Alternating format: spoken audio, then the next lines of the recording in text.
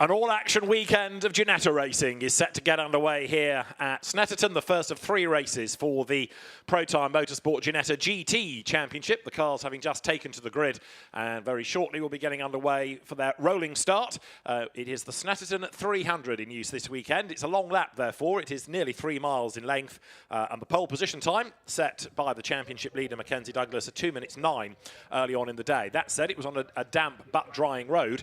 We'll see what happens next as the cars are released now. The track temperature is a paltry 15.9 degrees. There's quite a bit of humidity, limited amount of wind, and there's barely any temperature at all. It's a really chilly day. It feels more like a winter club meeting than midsummer GT meeting at Snetterton. But the cars for the Protyre Motorsport Ginetta GT Championship are released, and a chance with some vigorous weaving, no doubt, to get warmth into the tyres, Pirelli tyres on which they run these days. Mckenzie Douglass leads the championship, and he's the man on pole position, 7 times a winner. Nick White, up from the Ginetta GT Academy, lines up alongside him. He's had 11 out of the 12 AM class wins this year. The Garlick brothers are next, Luke and Connor. 2 wins to Luke, 1 to Connor, and then you've got Matt Shaw starting 5th. He's had a win in the AM class and is 2nd in the championship to the all-conquering Nick White. Then there is Harry Mangan, ahead of YouTuber turned racer Jimmy Broadbent. He's got Alex Toth-Jones alongside him, who's dipped in and out of Ginettas and Porsches over the years. Next comes Peter Mangan, Harry's dad, and Morgan Short, and then his brother Marcus to round out the grid. The Short brothers, sons of the redoubtable Martin Short, Le Mans racer, GT racer and champion.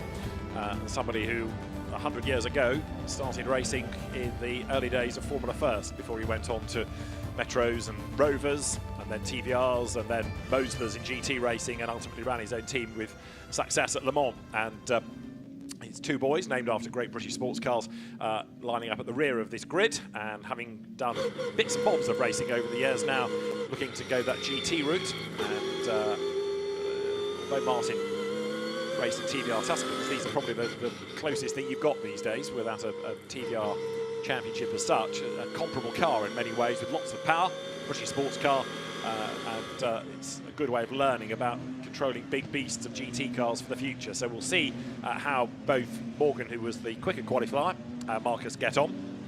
And Marcus Short points out that his dad has been racing for 40 years, just to illustrate what an old chap Martin Short is these days. So down towards the end of Bentley Straight they come, into the Brundle-Nelson S's. You can see just how much weaving is going on in order to generate the warmth into the tyres. Mckenzie Douglass then, the driver on pole position, who is very much the man to beat at the moment, having not only got the championship lead, but also taken more race wins than anybody else. He's moved up from Ginetta Juniors into the GT Championship for a full season this year, although he did race in the final round last year when he got onto the podium, and was a very quick carter before he came into Ginetta Juniors. His career ambition to get to Le Mans. With him at the front of the grid, Nick White, who was the GT Academy champion last year after a season-long battle with Ramyeed. He's raced in Clio's on and off. He's raced with the MSV Track Day Championship, and also Ginetta G40s, the man from Melksham, somebody else that came out of karting. And he lines up then with the largely white car, but with the blue and orange piping on it on the outside of that front row of the grid. Then you've got Luke Garlick, number 71 in the black car, starting on the inside of the next row of the grid. And as the cars now accelerate their way up towards the timing line, the pace car as it is will bail for the pit lane. And that means that 20 minutes of Protyre Motorsport Ginetta GT Championship racing is set to get underway. The cars make their way up towards the lights, which are on red at the moment. When they go out, the race will get underway. 20 minutes rather than a set number of laps set to go. Now, as they accelerate away, a bad start there being made slowly by Matt Shaw, number 33, whose car does not want to get away. And that was right in the way of Jimmy Broadbent, who is massively compromised as a result. Matt Shaw pulls to one side, almost like the car has gone into limp home mode or stuck in a gear, but the car just did not accelerate away. Jimmy Broadbent with nowhere to go, massively delayed. So now he's got a real fight on his hands as the leader, Mckenzie Douglass, turns up through the Wilson hairpin. Others go out wide, including Luke Garlick, who got away with all of that. On board number 44, that's Harry Mangan, 4th in the championship, looking to make progress. There he is in the blue and orange colours. sprinting out of turn 3 down towards Agostini for the first time. So Mckenzie Douglass it is who leads the way, from Luke Garlick second, from Conor Garlick third, and down to fourth is Nick White. So from the front row of the grid, poor start from him as well. Lost a couple of places on that opening lap. And the cars now then turn their way up through the infield part of the circuit then, through Hamilton and then on towards Oggies. But Mckenzie Douglass trying now to make good his escape as the cars turn their way onto Bentley Straight for the first time. The top, what, 3 pretty much getting away. And the others squabbling in and amongst the classes. Nick White, even though he got a poor start, is still clear in his class. So although he'd like a good overall result, it's the class points that he's after as the cars then come down towards the S's for the first time. And that is the rather sorry state of Matt Shaw's race. Done already, sad to say.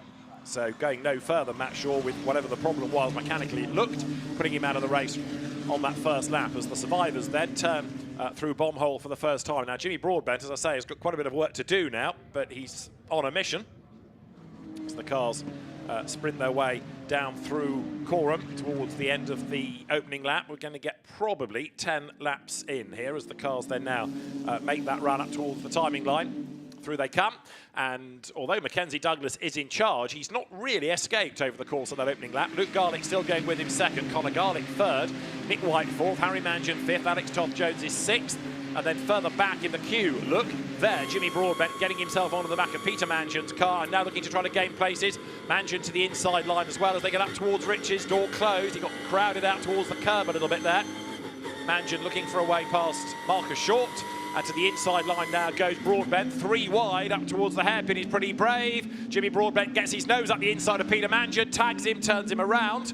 And so Peter Mangian facing the wrong way. Broadbent's gained 2 places out of all of that, but in rather robust fashion. That may well get looked at after the race, but for now at least, up ahead of Marcus Short and the spun. Peter Mangian has gone Jimmy Broadbent, but I don't think 3 into 1 was ever really going to go there.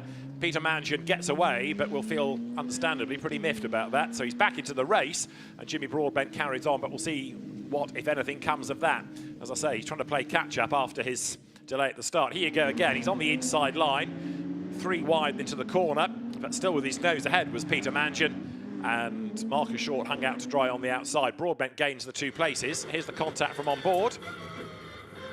Peter Mangian's car may, in fairness to Broadbent, have been getting just ever so slightly unsettled before the contact, but contact there was, and around has gone Peter Mangian. So that means that up into 8th place goes Jimmy Broadbent. These are the race leaders. The margin at the end of the opening lap just under 0.6 of a second when they came across the line. And as they come up through bomb hole, still Mckenzie Douglass trying to break away. But on this lap, the absolute bests in the sectors are coming from the Garlicks because you've still there got Luke ahead of Conor. They need to work together and try to go after the race leader as they drop down towards the end of the lap, then up now towards the timing line. They will come. This is going to put 2 laps in the book and 16 minutes to go now as they accelerate towards the line. Pitboard to Mckenzie Douglass then from the team to say P1. Got quite used to that this year. The Fox Motorsport driver goes by, and it's still hovering around the half a second markers on that lap. Best lap of the race to that man, third, Conor Garlick. So pushing on nicely, closing on the traffic ahead once more. But Luke Garlick, likewise, his last lap was fractionally faster than Mckenzie Douglass. Quite often it's easier to follow than be followed, to chase rather than be chased, and Conor Garlick having that fastest lap of the race confirmed then sits third as they come down now through turn 3. So the leading 3 covered by 0.8 of a second, and still with 15 of the 20 minutes to go as they head now down towards the Agostini corner. Then it's Hamilton and Oggies and Williams that brings them round onto Bentley Straight once more. A little bit wide though there, Luke Garlick, so that might just ever so slightly compromise the pace coming up now through that next left-hander of Hamilton. And then down towards Oggies now, through that right, hard on the brakes goes Mckenzie Douglass. He looks a little bit safer on this lap, but only by a couple of lengths, whereas Luke Garlick has got to worry about Conor behind him, but he really wants to focus on that race leader. Out of Williams they come now. Back onto Bentley Straight, and now the run down towards Brundle and Nelson, the old S's. Conor Garlick having done that fastest lap of the race last time around, still being chased by Nick White, who was a class leading 4th, the second of the AMs. Now is Jimmy Broadbent, and the third of the AMs after his spin is Peter Mangian. In fairness, there are more pros than AMs within the championship, and on many an occasion you forget that Nick White is an AM because his pace puts him right up there with the pros. So the race leaders once more up through Coram, down towards the end of the lap. And Matt Shaw, that one retirement, big disappointment. He's got another race tomorrow morning, a third one tomorrow afternoon. Fingers crossed the car can be made good for then. Each of the three Ginetta categories having 3 races over the weekend, a Saturday race and then 2 on the Sunday. Nick White goes through, still being chased by 44 Harry Mangian. Past the stricken car indeed of Matt Shaw as they head now into Riches, that fast right-hander. There is Nick White then, the AM leader. And despite his slow start and the pace that he evinced in qualifying, he's finding it harder to make up that lost ground, particularly while he's having to defend from Harry Mangian like this as they come now up through the hairpin. The run now down towards that left at turn 3. And this is Mangian's view, the Raceway Motorsport car chasing after Nick White. Another of the Raceway Motorsport drivers is Nick White. The lead gap last time, 0.6 of a second. Mckenzie Douglass doing the fastest lap of the race. And for fourth, down through the gears, Harry Mangian closing on Nick White, tighter line, but Nick White able to get the car turned in the nick of time, gets the apex and fends off this challenge coming from Harry Mangian. His dad, in the meantime, still trying to play catch-up, but lost a great deal of time after being tagged into that spin.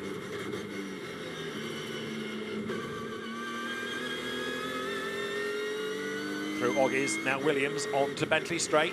Harry Mangian trying to apply the pressure. There, in the meantime, is the lead situation, and the gap just extending a little bit more now. Mckenzie Douglass looking slightly safer. That last lap, just under the 2-minute mark. So much quicker now in the dry by the best part of 10 seconds than they were doing in the damp conditions this morning. Douglass then out of the second part of the S's with hanging on to that second place. Luke Garlick, Connor Garlick behind him in third spot. Very wide up the curb on the outside of the racetrack. There goes Mckenzie Douglass. The good news in all of this is we haven't had yet, he says, tempting fate, any track limit warnings. But right now, Mckenzie Douglass pulling away, pushing as they come up through the final part of the lap.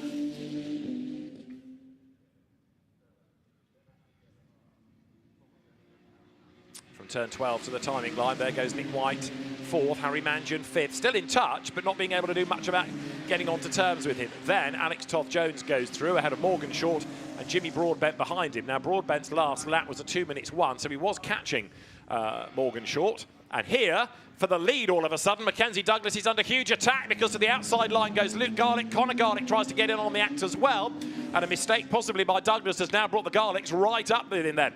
Down towards turn 3 they come, and it is 3 for the race lead.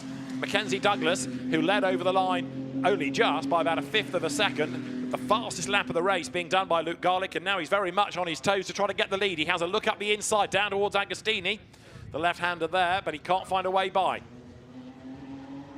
Again, Luke Garlick having to be mindful that he's got his brother Connor tucked up behind him. The two of them run together now up through Hamilton. So can Mckenzie Douglass regroup? Can he pull away? Here a lap ago, he looked a bit more secure. Not now necessarily. The gap has been massively reduced. The challenge was on up towards the hairpin, and now as they hit the straight once more, Douglass with that left-hand drive, G56, heads down towards the S's. So the 3 leaders covered by 0.6 of a second when they came across the line, and then behind them, Nick White, still leading the AMs, still keeping Harry Mangian at bay, but not really benefiting from this battle pack ahead, delaying the drivers involved. They're still running at a good pace. There, Connor Garlick goes through. We're going to hit the halfway mark soon as another challenge for the race lead comes from Luke Garlick. Tries to get up the inside, coming into Coram. Door closed, goes to the outside, wrong line. Slots back in behind. Has Douglass got a problem because he's struggling now to get away once more? And the Garlicks looking much more able to live with and indeed attack for the race lead. Here they come, up towards the line once more, out of turn 12 then. So past the pits they will go. Mckenzie Douglass in charge. Last time the gap was just 1/5 of a second. This time it is 1/10 of a second as they come across the line. And again, Luke Garlick lines up to have a go. He gets into the wheel tracks, looks to the outside line. Wide in, tight out is the plan, but Douglass defends nicely. Covers off the inside line. Stays on the inside all the way up towards the Wilson hairpin. Goes into the corner now, and again, Luke Garlick looks like he's got better car speed, but he can't find a gap, can't find a way through. We are now getting track limit warnings, and they are coming to Conor Garlick in third place. Mckenzie Douglass, race leader, comes out of turn 3 and is still in charge, despite Luke Garlick's best efforts, into the second half of the race now. 9 more minutes to go. Brake hard, going to Agostini, and again, Douglass under attack. Conor Garlick needs to sort of drop back a little bit here, let his brother have a go for the race lead, because the last thing Luke needs is to be distracted and have to think about defending. That's only going to compromise the pace. So if, for example, the door can be opened and Luke can get by, Conor might be able to go through as well. But right now, the gap on this section of the circuit has widened once more. It's just crept up by another couple of lengths. But last time down Bentley Straight, the Garlicks were able to get themselves, possibly with a toe, right back onto the tail of Mckenzie Douglass, the race leader. Let's see what happens this time. First sector of the lap. They're both lapping fractionally faster than Douglass, who only has to win by 1,000th of a second as long as he wins. Into the braking zone for the S's once more. Second and third nose to tail now. And Mckenzie Douglass for Fox Motorsport trying to regroup sideways there. Luke Garlick catches the slide, but further delay. That drops him another length off the back of the leader. It also puts him easy prey to Conor Garlick in third place once more as they come now through Coram. So that lead gap has really shot up from 1/10 to 6/10 by the time they get out of Coram. And now out of turn 12 up towards the timing line once more. You can see a little bit more movement in the car now. Luke Garlick having got it by the scruff of the neck, trying to get back onto terms with Douglass. 8 minutes to go now. Through they go. That puts 6 laps in the book. And the lead margin very nearly back to where it was early on, 9/10 of a second. So if it was a problem for Douglass, he's been able to drive around it. He's been able to regroup. Up to the hairpin they come once again. This was the part of the circuit where under braking, Luke Garlick looked very good a couple of laps ago and possibly has gained again under braking here. So Mckenzie Douglass worked hard on that last lap to build the margin. Let's just see what it is now then as they come up towards the end of the first intermediate, the first sector that brings them here between turns 3 and 4 at Agostini, up towards the end of that timing point now. And it is on that lap, Mckenzie Douglass the quicker of the two for the race lead, faster than Luke Garlick. Super slow-mo there of Luke Garlick's car, just going a little bit wide, lots of activity behind the wheel to gather up that slide and push out the other side of the corner. There is Luke Garlick up now towards Oggies, then towards Williams.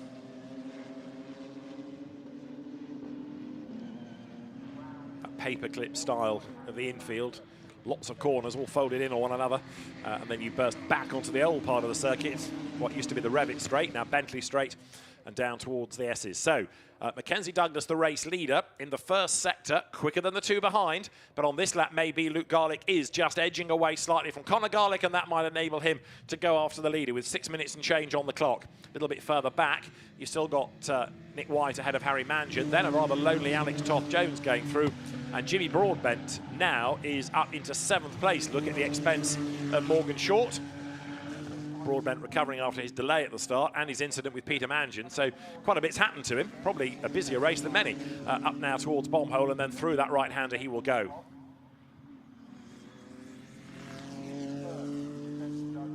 So through Coram goes Broadbent. The leading 3 have just gone by with the gap 7/10 of a second between the top 2.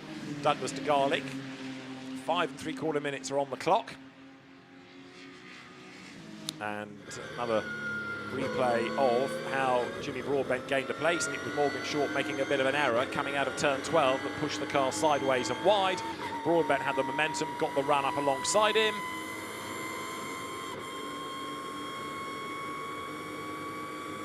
But then had to commit to the outside line.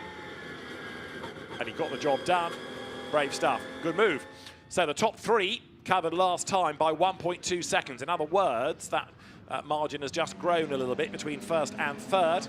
And we've now got 5 minutes still on the clock as the leaders push on up towards Hamilton. Mckenzie Douglass looking as though win number 8 of the season might be heading his way. He's going nicely here as he comes now up towards the right-hander of Oggies, then that short straight. And he's always been good on this part of the circuit. It's on Bentley Straight and round to the timing line, where in the past Luke Garlick has been the stronger.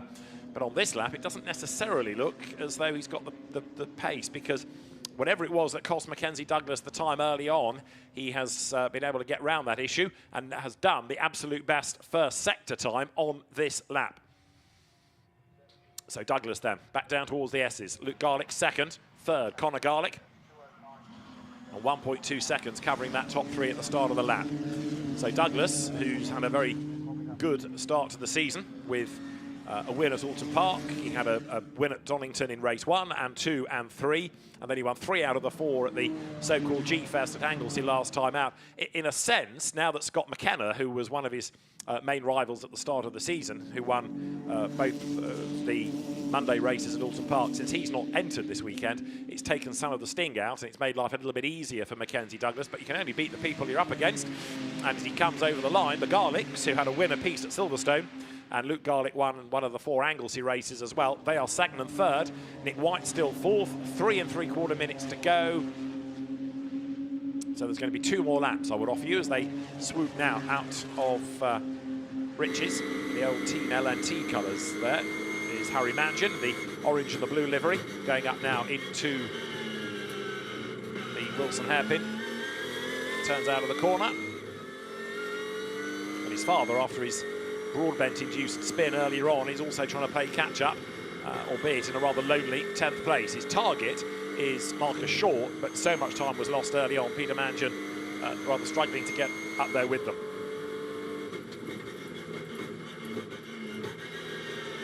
Mangian down through the gears, comes out of Agostini now, back on the power.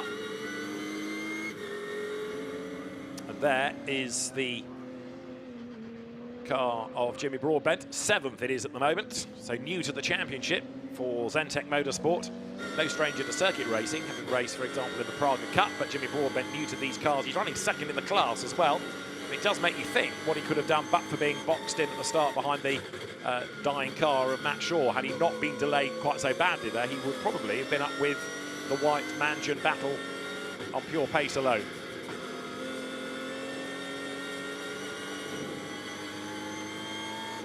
The other element of this, of course, with 3 races, is plenty of seat time, and see how he gets on by race 3. Here's a replay of the start. Have a look at the inside of row 3, because as everybody accelerates, Matt Shaw does not, and there's just nowhere for Broadbent to go. Everybody else is able to drive round him until eventually the road becomes clear. Matt Shaw limps off the road as quickly as he can, because it's very narrow pit straight here, but that rather did for Jimmy Broadbent. He spent the rest of the race trying to play catch-up, which he has done in part, and gained ground, but it's not been that easy. The leaders have gone through with a huge advantage now, starting the last lap for Mckenzie Douglass, and a time penalty for that man, Conor Garlick, of 5 seconds for track limit offences. So he'd been given the driving standards flag on the totting up, and a further number of offences means now there's the time penalty. So Luke Garlick doesn't have to worry about losing a place, because even if he loses it on the road, he would stay within 5 seconds. Sadly, though, 1.7 seconds adrift of the race leader means he's not going to catch Mckenzie Douglass and be able to threaten for the overall lead as they come down towards Agostini, unless Douglass makes a mistake. Time did ebb away mid-race, but he's been able to build that back up. And so now, as the cars come down through the left-hander of Agostini, that is the leading AM. That's Nick White, who's rather dominated, not just in this race, but in the championship. Matt Shaw won the first time out at Alton Park, and that's it. Everything else has gone the way of Nick White, so it's been a truly dominant display all season. Goes now on to Bentley Straight, as there is the penalised Conor Garlick, making his way down now towards the S's. Mckenzie Douglass then looks as though win number 8 is heading his way, doesn't it? Down he comes into the braking zone, goes into the left, goes into the right there, quivering a little bit on the braking and braking late. Conor Garlick survives the moment. He's up the curb again as well, so having already got that penalty for track limit offences, he can ill afford any more. 5 seconds, he's not going to drop in behind Nick White, I don't think. He's just got enough in hand there. Comes out of Coram then, down towards the left at turn 12, then up towards the line, and with 3, 2, 1 seconds on the clock, the checkered flag should be ready this time. It is for Mckenzie Douglass there, who is going to come through to win for an 8th time this season. Mckenzie Douglass for Fox Motorsport wins. Second is Luke Garlick, and third across the line, Conor Garlick. Now we need to see where The 5-second penalty drops him 2 as Nick White comes across the line and missed out on third place by 0.3 of a second. So Conor Garlick did have enough in hand, but only just. 5th over the line, Harry Mansion. Alex Toth-Jones for 6th. Jimmy Broadbent here is going to be 7th. And then Morgan Short 8th, Marcus Short 9th, and Peter Mansion will round out the 10 survivors. So Mckenzie Douglass it is who takes the win.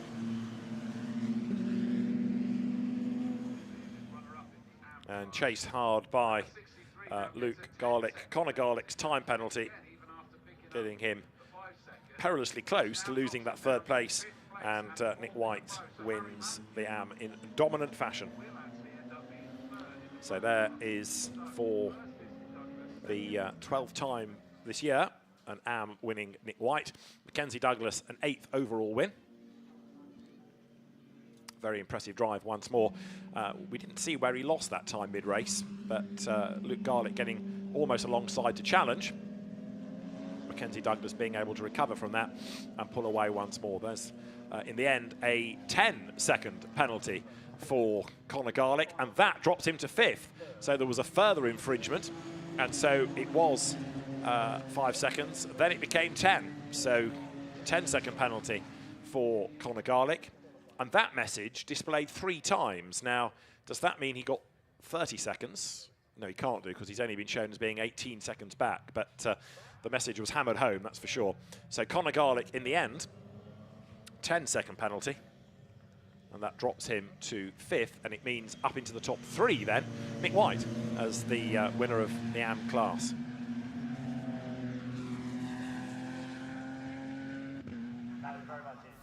So confirmation of the results, Mckenzie Douglass victorious from Luke Garlick in 2nd place, and then the AM winning Nick White 3rd. Harry Mansion 4th, Conor Garlick's penalties drop him to 5th ahead of Alex Toth-Jones, then Jimmy Broadbent, Morgan Short 8th from Marcus Short, and Peter Mansion rounds out the top 10. Matt Shaw, the other starter, retiring even before turn 1.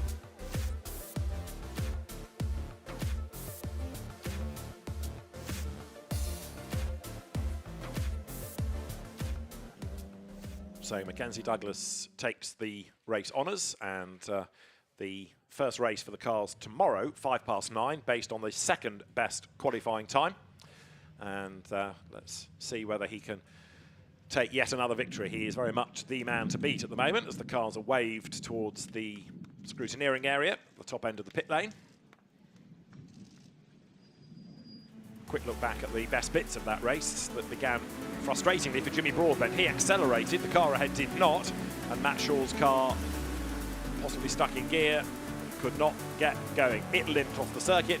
The survivors got around him and battled on, with Mckenzie Douglass then grabbing the advantage, and Nick White also a little bit slow away, being forced onto the outside line, and that let both of the Garlicks through as they came out of turn 2. Mckenzie Douglass then up front, tried to build that lead. He did lose out mid-race as Jimmy Broadbent made a move against Peter Mansion that ended in contact, and Peter Mansion being turned around. Up front then, Luke Garlick made his move against the race leader, diving down towards turn 1, but he wasn't able to make it stick, and Mckenzie Douglass just had enough in hand to be able to fend him off all the way to the checkered flag, with the margin extending at the end to 1.6 seconds at the end of the race. Win number 8 for Mckenzie Douglass in the Protyre Motorsport Ginetta GT Championship.